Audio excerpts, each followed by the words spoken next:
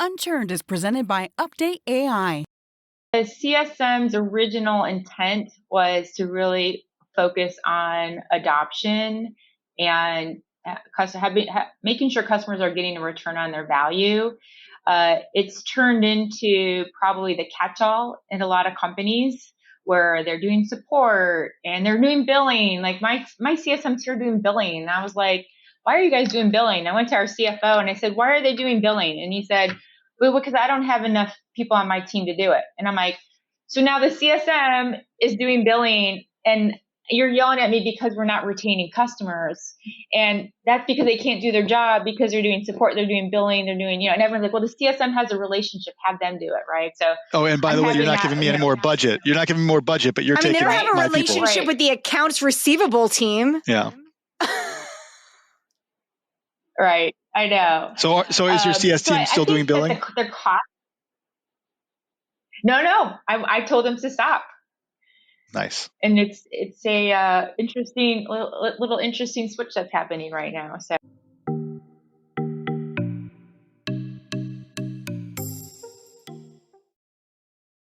Josh, see, you're not mid-banter, so it's like you don't know what to do. You're kind of frozen in time here. I'm frozen by the silence and the seriousness, the levity. No, not levity, the anti-levity, the gravity of this conversation. Whatever. Okay, let's start. Now you threw me off, Kristi. Hey, everybody. Welcome to this episode of Unturned CSMBS, starring myself, Josh Schachter, Kristi Faltorusso, and John Johnson, who is in absentia this afternoon as we're filming on Monday afternoon. He's over in Seattle. Kristi, what's going on? How was your weekend? We're going to introduce our guest in a second. Weekend was great. I actually had an opportunity to meet Emma Lowe, who is another customer success professional. Her and her husband flew into Long Island, New York, which nobody comes out here. You know that, Josh. So you can imagine my surprise when they said they were coming out here and that they were also bringing another LinkedIn influencer from a different part of the world, more like branding and community, to come. And we all got together for coffee. So I got to have this really interesting LinkedIn influencer kind of you're super cool moment of content I didn't know existed out there. So that was my weekend. That was my highlight. Cool. Sounds like a really cool weekend. Wow, Josh. Okay. Well, what did you do? That was so cool. How did you trump my weekend? No, my weekend is intentionally lame. I caught up on Succession. So I've completed season 3 now, ready for the last season. See what happens. Wow, you're just on season 3? Yeah. But I know that the old man dies because I was walking to the park I was walking to the park one day with my dog, and they were filming a funeral for Succession at the local church on Park Avenue. So I think that's kind of cool. Yeah. Anyway, Carie, what are you binging these days? No, let's do a formal introduction to Carie Buchanan. Carie is the Chief Customer Officer and CXO also, am I right, Carie? I'm totally screwing this up. Chief Experience Officer. We'll have to understand what that means in a second. The Chief Experience Officer at Popmenu. Carie was previously CCO at Pluralsight. And held executive level roles at Infor, so big companies, ERPs. And then I also want to talk to you about your experience at Salesforce, because you were a leader at CS within Salesforce. Yeah. And I'd love to know what CS is like at Salesforce. But welcome, Carie, to the banter. Yes, thank you. I'm excited to be here. I was saying earlier, I feel very special to have been asked to be on this. So I've been looking forward to it. Well, it's something that you'll soon regret, but if not already. Well, I told Carie, I said, the difference is she's super busy actually doing work all day. So that's why she doesn't have to bother with all the LinkedIn noise that's out there. Yeah. And who's the best out there at creating LinkedIn noise, Kristi? I mean, I would say I'm the noisiest. I wouldn't say my content's the greatest, but I definitely like to make noise. But you make good noise. You make harmonious sounds. You're not very the cacophony of others Josh. Out there. Yeah. Carie, I want to talk about work, but I also want to talk about Atlanta. I think you're the first person from Atlanta. You live in Atlanta right now, is that correct? Or the Atlanta metro area? I do, and I'm in the office today, back to work in the office. So It's kind of Wow. exciting to actually see people in person every day. That's So fun. I'm actually genuinely interested in this because my brother and my nephew and his wife live in Atlanta. And so I go there, fairly often. And I've been wanting to do a customer success networking happy hour in Atlanta because I notice there's a bunch of folks that are in Atlanta, but I assume that it's just going to be tough in Atlanta, that maybe they don't have the density of the tech world out there yet.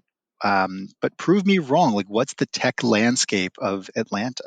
Actually, yeah, it's very techy here in Atlanta, and we have some great companies here. Google's got offices now, Microsoft, Salesforce. We have a ton of big customers here, right? We've got Delta, we got FedEx. Well, FedEx is Memphis, but close by, UPS. So there's a lot going on, and events have actually been pretty good here. I know I've attended some myself, and it seems like there's a good turnout. And a lot of companies, for whatever reason, are starting to build in our Midtown area, which is interesting. If you've been to Atlanta, you'll see a lot of the buildings going up there. So yeah, you should like the come. Buckhead I think area. Yeah, it's actually Midtown is actually downtown. Oh, okay. Yeah.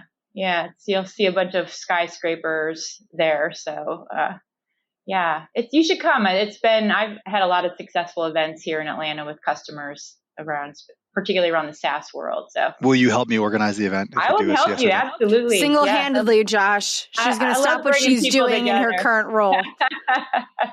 Perfect. She's too busy for LinkedIn, but not too busy to help Josh Schachter organize happy hour and drinks. I'm all about the face-to-face. That's, bring people together, I think is super important. So. Cool. And now you're the Chief Experience Officer at Popmenu. Yes.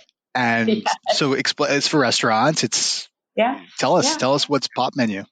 Yeah, I mean, it's really kind of like a CRM tool for restaurants. So we do everything from online ordering to marketing. We have a couple AI tools for answering phones, a lot of just reporting of how well your business is doing. We build websites for our customers. And the role itself, this is actually a new role at Popmenu. I mean, I would say they're adolescent startup, kind of deciding what to be when they grow up. And they created this role.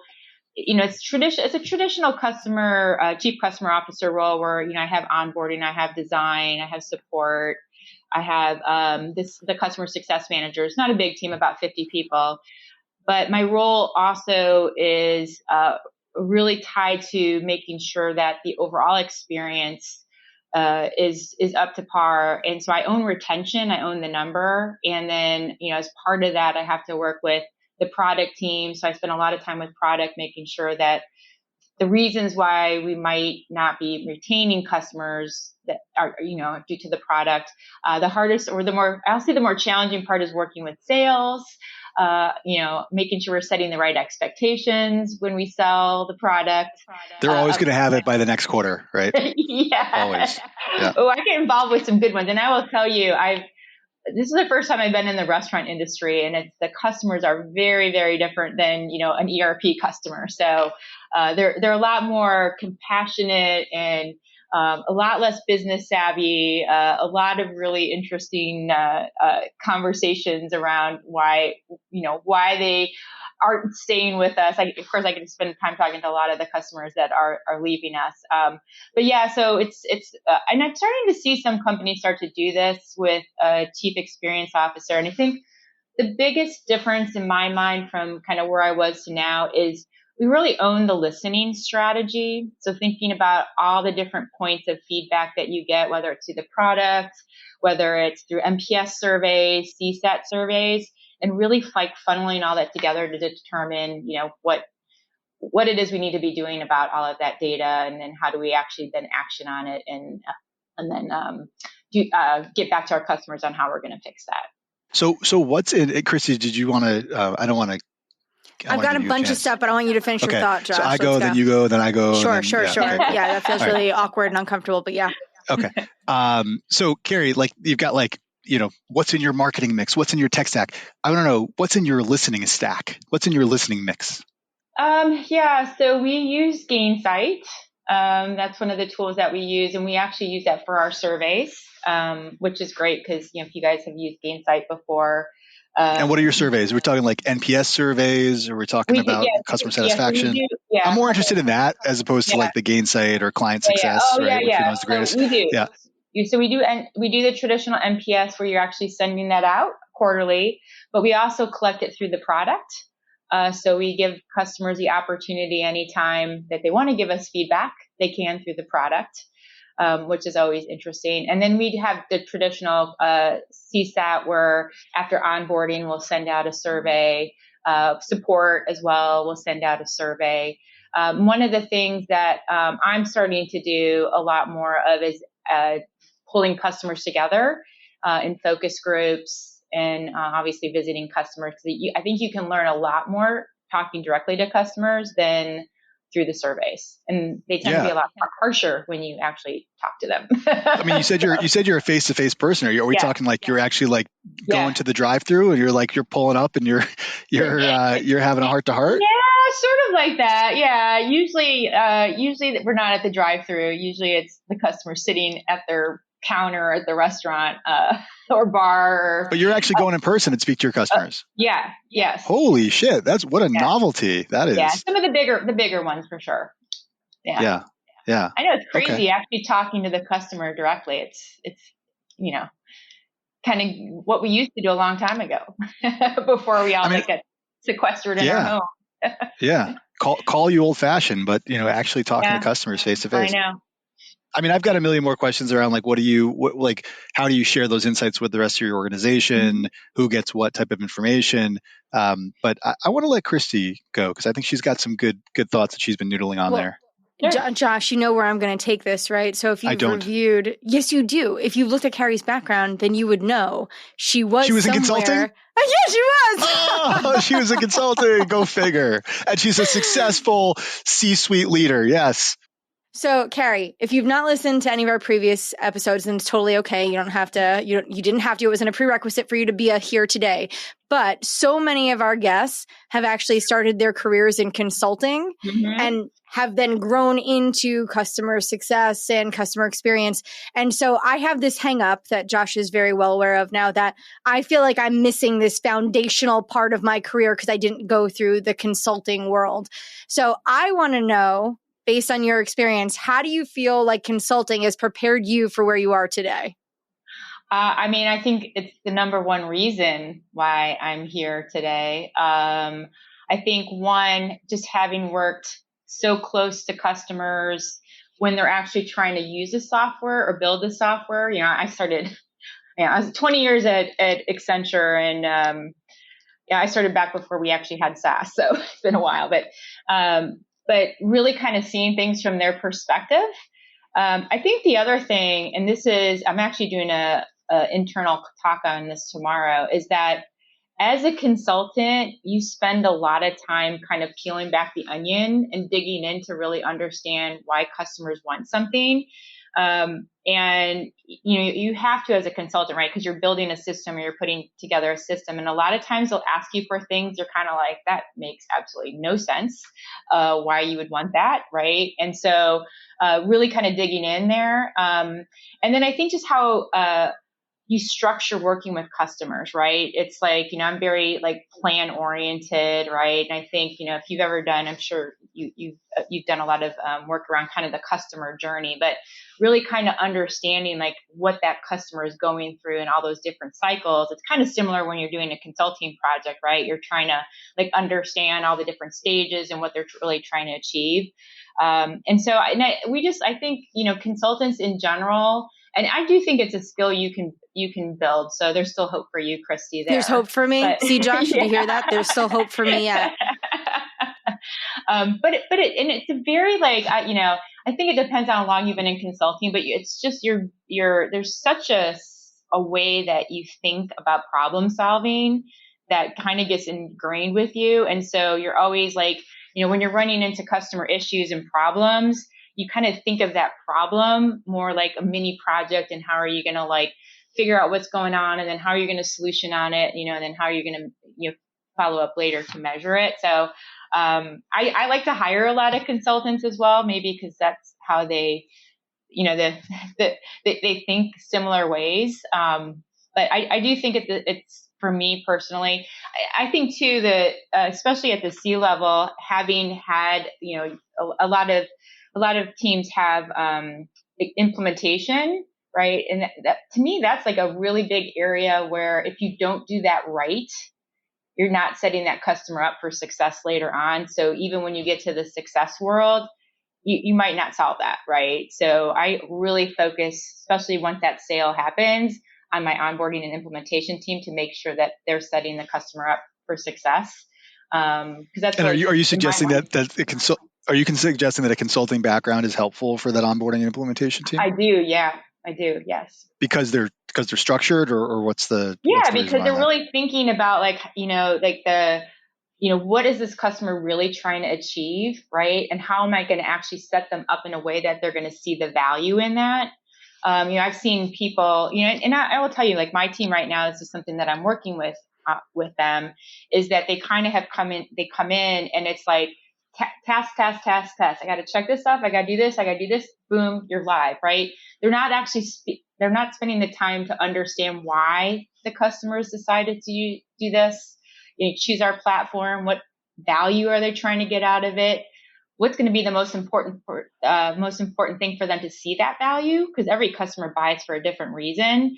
And sometimes if I look at reasons why I've got customers churning, is because they never really understood fully what we were going to help them with, right? They had this kind of high level, but we didn't really walk them through that. So I do think it's just that kind of like, that kind of understanding what they're trying to achieve and then getting them set up to a point where they can measure value. That's kind of like the way like a traditional consultant would think about a project. So Carie, if you had to say your top 3 skills that you took away from your time in consulting, give me your top 3. Yeah. Listening. Super important. I will tell you, it's a skill I really had to work at when I was younger because I always felt like I had the solution in my head and would be thinking about that, but the customer's still talking and not even probably missing half of what I should have. So really listening, I think, is super important. The other thing I would say is being very curious. My own family makes fun of me because I ask so many questions. They're like, "Mom, you always ask so many questions," but I'm like, that's just, I ask a lot of questions because I'm just trying to really seek when someone says something. I'm like, maybe I don't really understand what it is they're telling me. So asking lots of questions. And then I think the other thing is, it's funny because like in the customer world, the customer is always right. But I think you got to think about how is it a mutual benefit for both companies. And I think that's a hard skill, particularly in customer success, because people, customer success people are like the most amazing people, right? They deal with the customer. They're very empathetic. They want to do everything they can to make that customer successful. But there's actually a medium point somewhere where you have to balance what's good for the business that you're in versus what's good for the customer, and how do you have that mutual beneficial agreement together? Because sometimes if you do things for a customer, it's not really going to be the right thing, right? For example, like you can't just build a feature for one customer, even though they're going to be upset about it. So being able to have that kind of balance between the two, and that's a hard skill, I think, for some people, because they just want to make sure that that customer is always happy and they're seen as the one that's making them happy. So those would be my top 3. By the way, it's a really hard thing to do, to deflect a customer request, to see like the forest above the trees. As the CEO of my company, whenever I hear a customer request, my instinct, I always say, "Oh yeah, absolutely, we'll have it next month. We'll do it. Like we'll adjust the roadmap, no worries." Then my head of engineering gets a Slack message. He's like, "What? What did you just agree to?" But it's my head of CS that has the actual backbone to be like, "No, actually, we'll add this to the backlog. We'll like, thank you for the information, and but we're not guaranteeing something." So I, now being in it with real customers and accounts that are growing, like I see and appreciate so much more the strength that it takes to be able to take feedback and requests and not immediately cave to it, but understand the broader context of what's good for the customer and good for the business. Yeah, I think that's an interesting point though, because I don't think a lot of customers still today even truly understands what buying a SaaS product really means, right? Like they come in wanting to have everything exactly the way they want it, and they don't realize the benefits of having something like that. Back when I was at Salesforce, I had actually was at a dinner with he was a vice president of IT at FedEx, right? Really big customer of Salesforce. And he was complaining because he said that a lot of the partners that they have been using to actually do the work, implementation partners, were pushing back on him because they didn't want to customize the solution, right? And he was actually giving me this feedback. So I would go talk to the partners and tell them, stop, like you should do everything that the customers ask. But, and you guys know in the SaaS world is that once you get off of that, once you go onto that customization track, you start to lose all the innovation that you could be getting.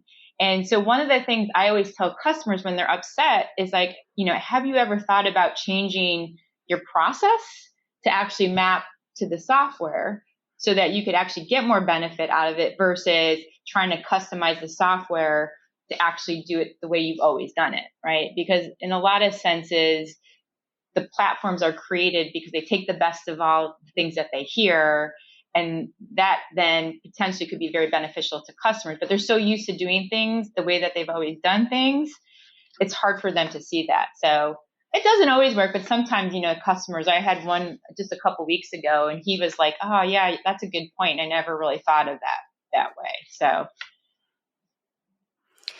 Carie, can we go to your time at Salesforce? Because I'm very interested in this. So you started your career there, you were a director, and then you kind of moved up to senior leadership there. From a leadership standpoint, how did the role evolve, and what were some of the changes that you really liked as you kind of shifted those roles, and what were some of the things that you kind of lost touch of, right? I talk to leaders all the time who are like, yeah, when you're at a certain level, you're very connected to the customer, you're connected to your team. And as you start to move up, right, you lose some of that connectivity and you're focused on strategy, and it's, it's lonely at the top. So what were some of the changes that you experienced through that progression at Salesforce? And you were there from 2012 to 2018, right? Just for context. Yeah. So I guess maybe my style is a little bit different. So I guess I didn't see a big impact there. And when I left Accenture, I was actually leading teams. So I almost kind of took a step back. My first role there, I was a customer success executive. So I was supporting, it's a paid for resource. So I actually had Coca-Cola as my customer, the global entity. So it felt like, I had a lot underneath me. But one of the things, I guess the harder thing is just making sure that I think for some leaders it's hard, and I would say this is probably something hard for me as well, is I want to come in and like do everything for everyone, right? And help them all be very successful. So kind of taking a step back from that and feeling comfortable that people can be accountable for their own work and being there more for a sounding board. So part of me moving into the role, from specifically at Salesforce into a leadership role was kind of letting go on some of the small stuff. But being there for the big stuff. And when I say being there for the big stuff is making sure that I didn't lose the connection with the customer themselves. I think it's very easy to get into a leadership role where you actually don't meet with customers. You're too focused on your team. And so I always had to have the balance of building relationships. So for some of our more strategic customers, making sure that I would have a relationship, meet with the customer, especially those in Atlanta. Like I said, the customer events, I used to actually do customer events where I'd bring the customers together in town.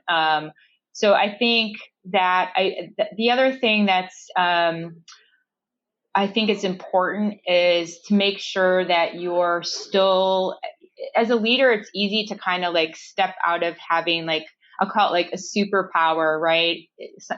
When you're an individual, you're really good at something. I always wanted to keep involved in some of the things that I really enjoyed. So for example, when I was a director, I did a lot of stuff with my customer around governance models and helping set up governance models.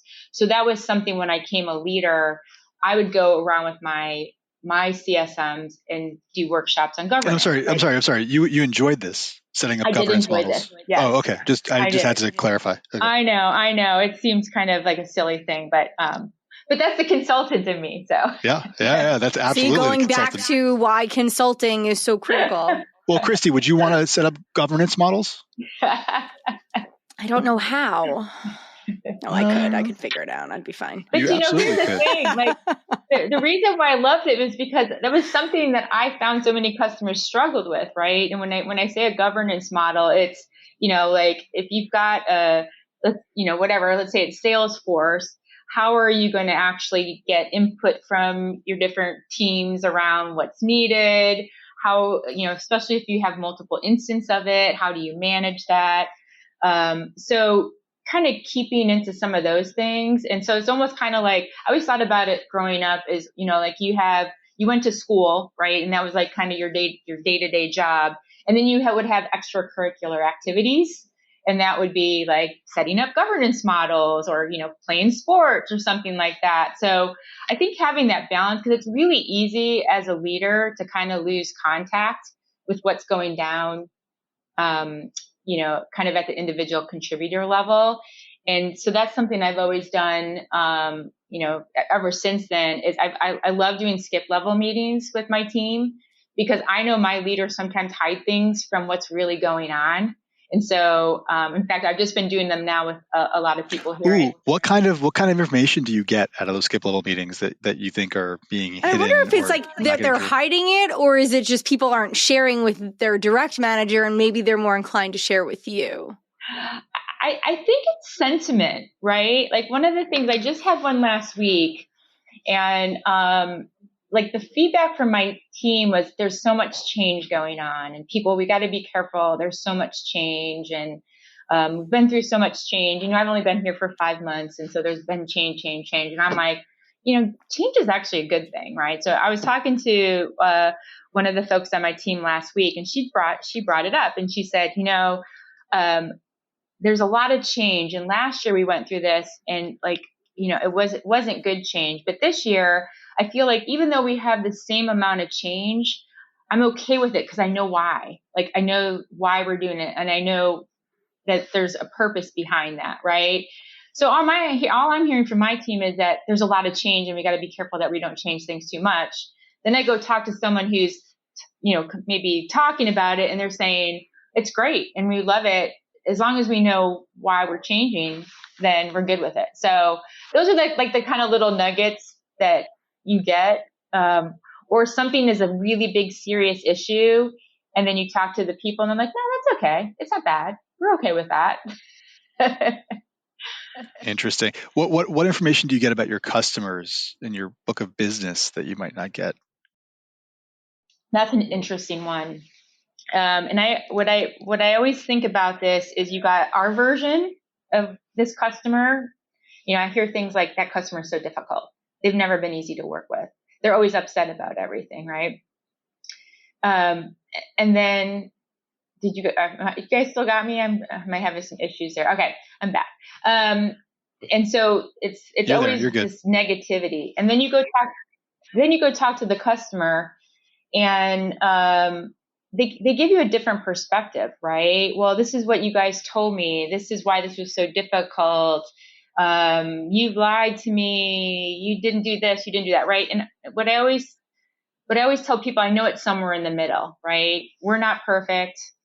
They're not perfect, but it's somewhere in the middle. And I usually get a lot of, it's always the customer's fault. We've never done anything wrong.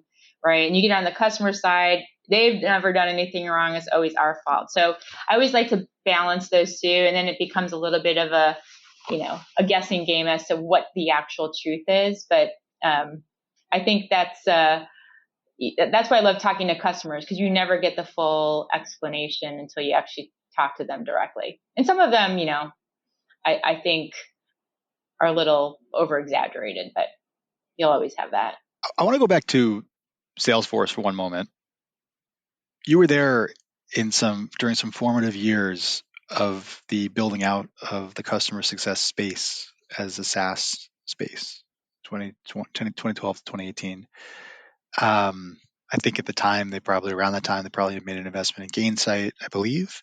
Could be wrong, but and there were some other startups that were coming up. I think Client Success, Kristi, was coming up, right? About the beginning of that time.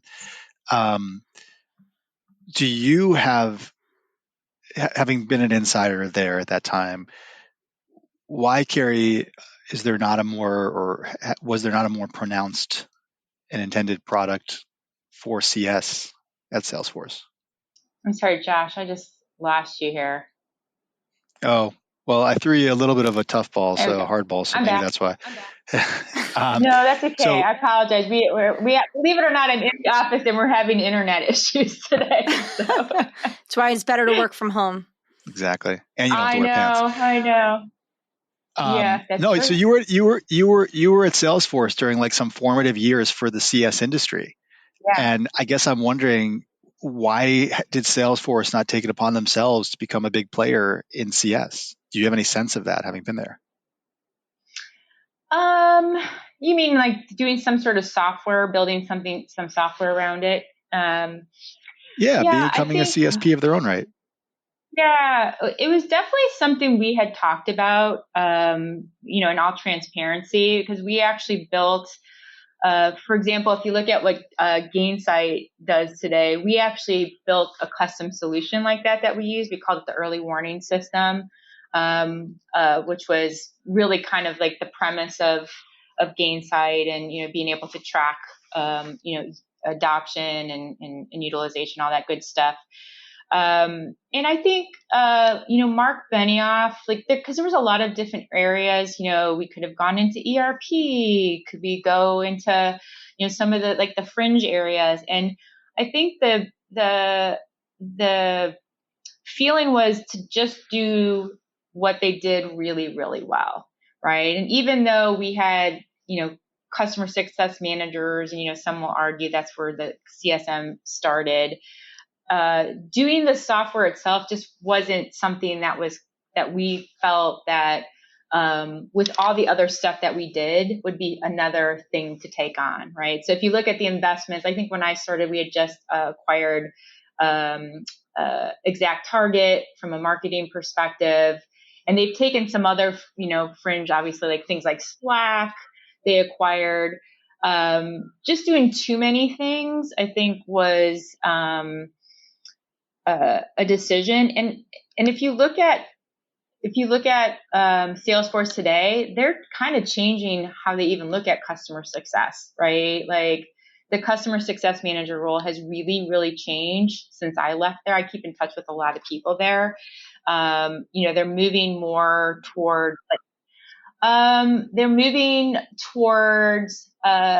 more technical. So like technical account manager type roles for customers, and they'll still have CSMs, but they're at the really kind of high level. They are looking at these like architect type roles that are a little bit more than customer success managers, where they're actually helping like architect the solution with some of the bigger customers.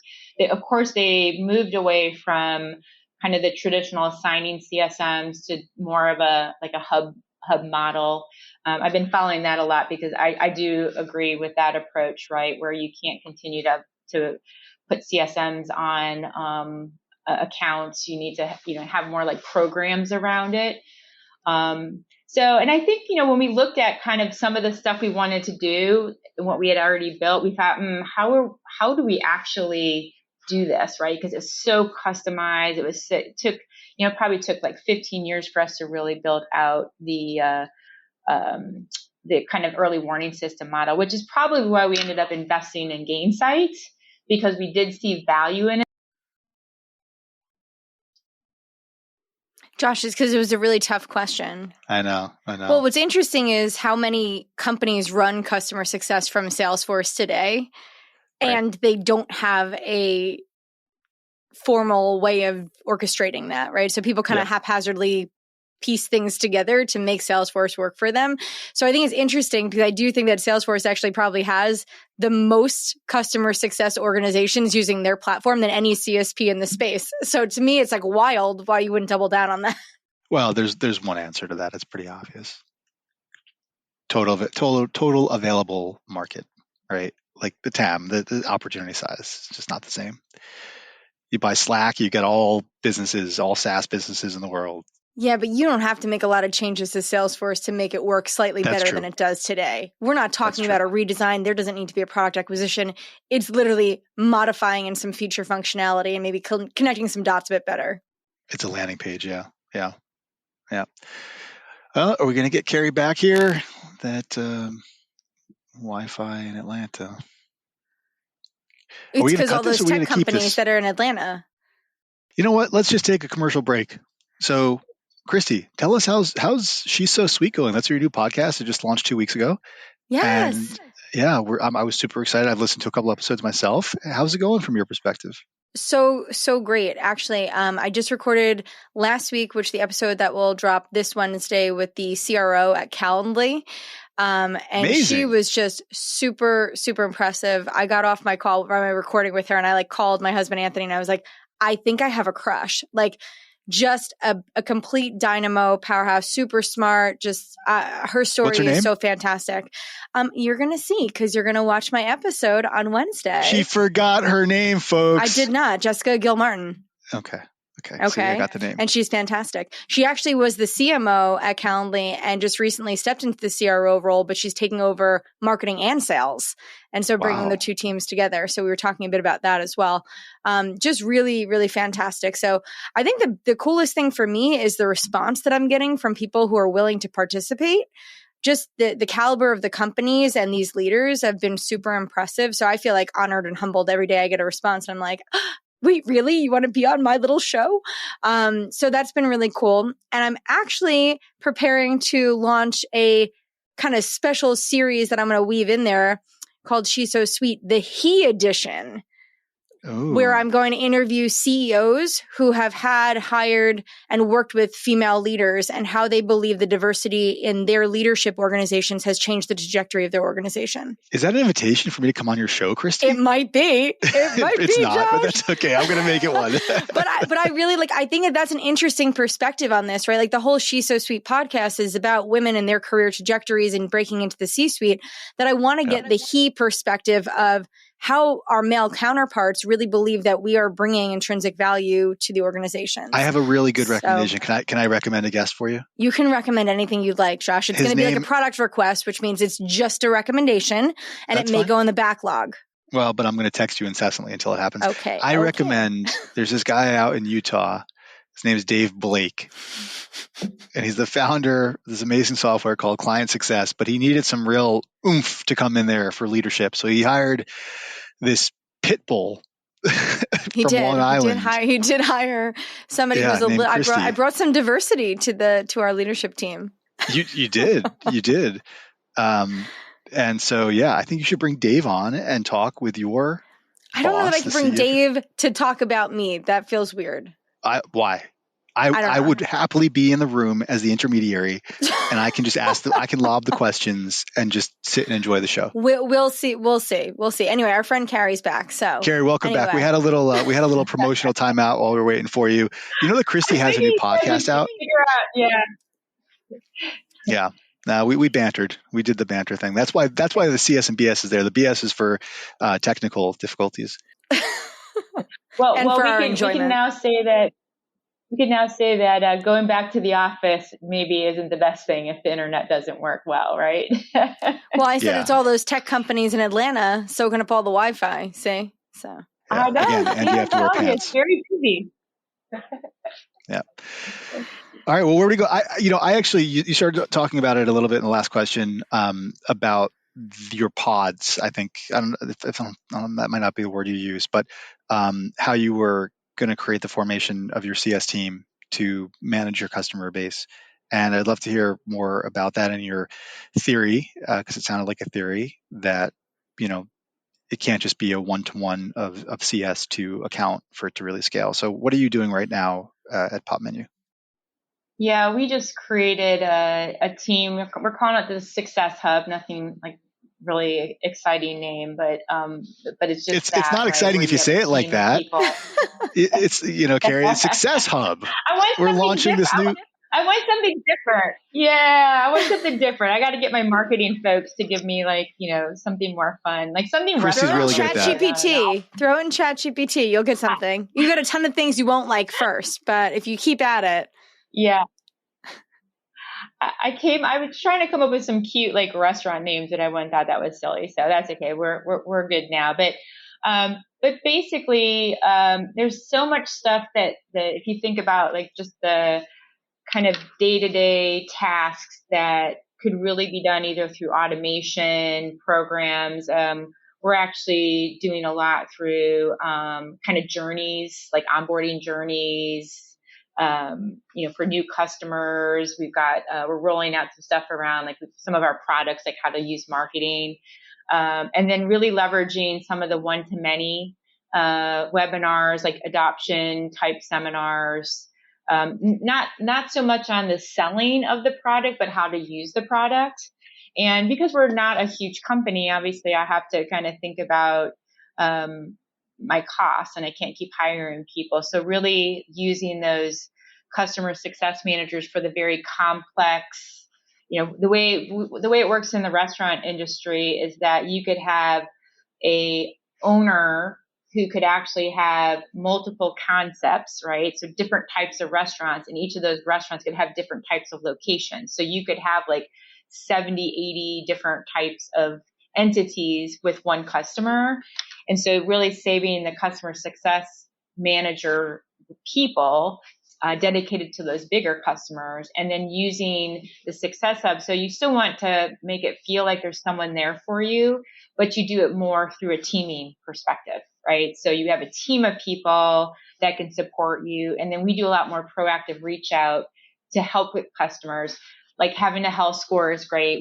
We've just rolled out a health score last year that helps us target customers that we know aren't adopting well. So those are ones that we're reaching out to. So I think it's a combination. And then the other thing that's really interesting, and Kristi, you might have seen this in your role, is the notion of account managers versus customer success managers, right? So account managers who are renewing the business, and I've had renewal teams.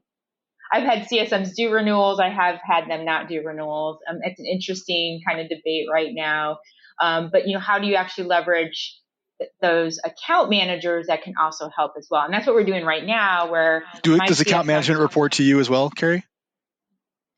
Yeah, as a renewal, but they're kind of more focused on the renewal. Yep. Right. So they've got a more of a commission-based type of targets. And so that's kind of some of the debate that's going on as well, right? Is do you have CSMs that are more pure costs? We don't actually charge customers for CSMs here, but Salesforce did, right? Salesforce, you had to pay a premium to actually get a CSM, and if you didn't, you didn't get a CSM. So just trying to figure out like how do you actually leverage the resources that you have. And I know there's a lot of conversation. So wait, it sounds like there's a lot to unpack here. Let's go into this debate. What are the two sides of the debate that your team is having on this? I think it's probably what should a CSM do? What is their role? Okay, that sounds pretty existential. I think the CSM's original intent was to really focus on adoption and making sure customers are getting a return on their value. It's turned into probably the catch-all in a lot of companies where they're doing support and they're doing billing. Like my CSMs here doing billing. And I was like, why are you guys doing billing? I went to our CFO and I said, why are they doing billing? And he said, well, because I don't have enough people on my team to do it. And I'm like, so now the CSM is doing billing and you're yelling at me because we're not retaining customers.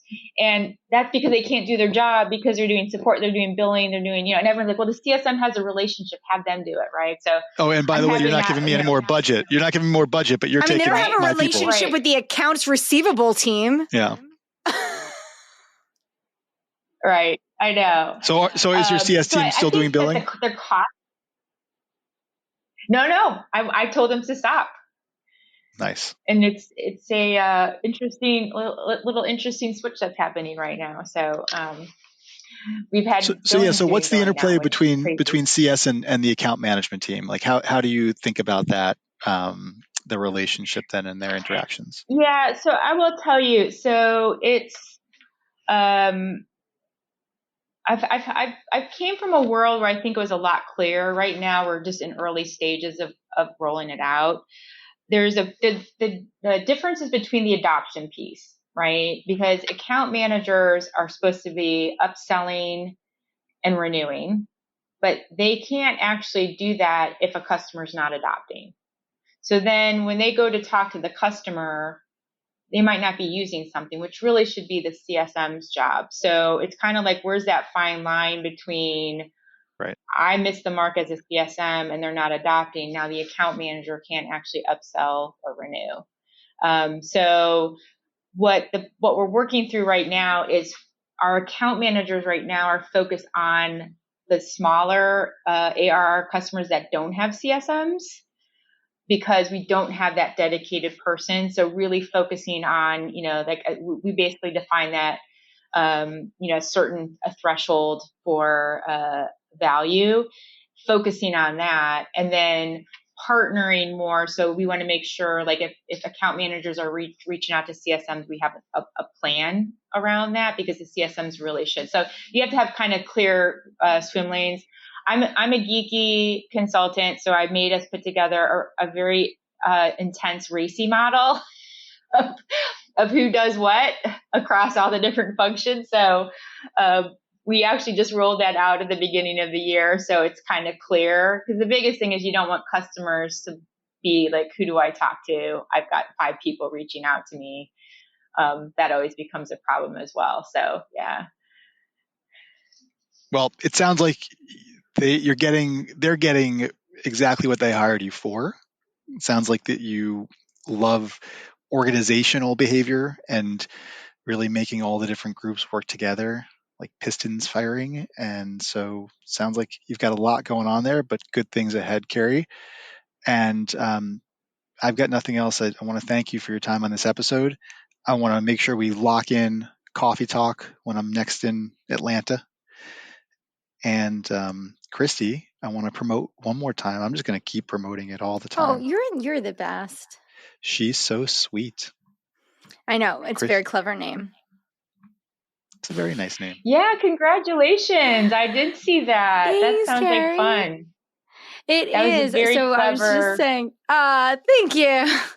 We played around with names for quite a bit until we nailed something that was just cheesy enough. And so that was where we landed. And I got a lot of positive feedback on the name and the content so far. So I'm excited to keep it going. And we've got a lot of great content teed up for the next couple of weeks. Well, thank you guys. Thank you, Carie. Have a great rest of your week, everybody. Great. Thanks. Bye, Take Carie. care.